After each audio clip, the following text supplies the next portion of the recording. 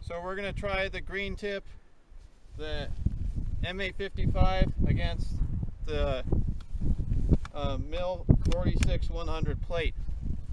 This time it's going to be more perpendicular and it's going to be up against the rest.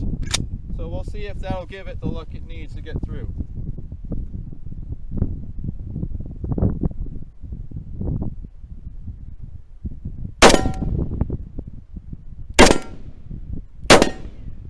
As you can see, we have new marks on here from the M855 green tip, and it still did not go through the plate.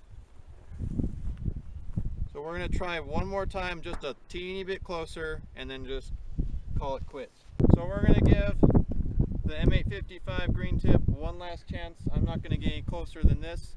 If it doesn't go through this, there's no hope for it. And then the two following shots after these are going to be 55 grain FMJs, and I'm going to show you the difference between the two of those. We're shooting this today out of a SIG 556.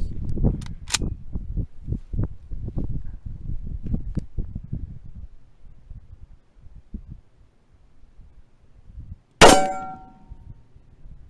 my plate fell over. So lastly, as you guys can see, here was another one of those M855 green tips. That was a good square hit, lots of support behind it.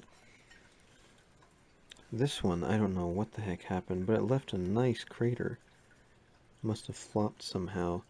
But anyways, so here's your 7N6.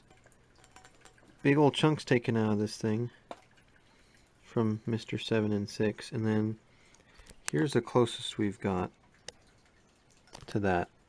Here's your green tip.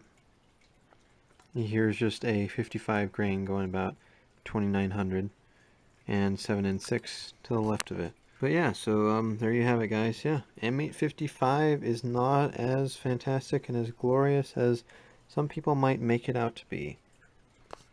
I think it's a bit of touch of irony, actually, that the 7N6, which is supposed to be the non-armor piercing round, ended up actually being the most damaging to the hard plate. Versus, you know, M855 is supposed to be like a light armor piercing cartridge, and it did jack squat to it. By the way, this hole, if anybody is curious, at the bottom, this is XM193. So lots of velocity, and that, I mean, this plate will not stop it. It will go clean through this plate without a problem. But yeah, another 7N6. 7N6. Guess what that is? 7N6. That's a 375, by the way, and that's a 308 dent to the left of it. So, but interesting, yeah, it hardly made a crater. And I thought, well, maybe that the first time I had done this in the past in the 303 British video, it was possibly just due to maybe the angle or the lack of support behind this, you know, giving that rigidity. But no, it turns out that, you know, M855 just isn't that impressive, I guess. So I'm using American Eagle XM855, and is the 62 grain FMJ boat tail ball with muzzle velocity of 3,000 feet a second.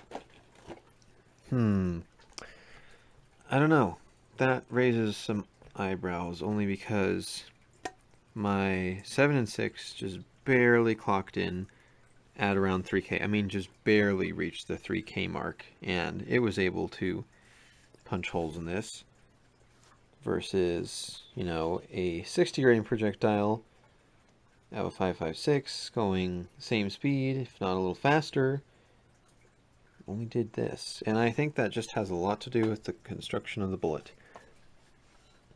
So, and if I remember somewhere, I believe that M855 was supposed to be for aiding in like penetration of like steel helmets over greater distances than the XM183 or something like that. That's all for today, guys. Hope you liked it, and click like, share, subscribe, do that thing.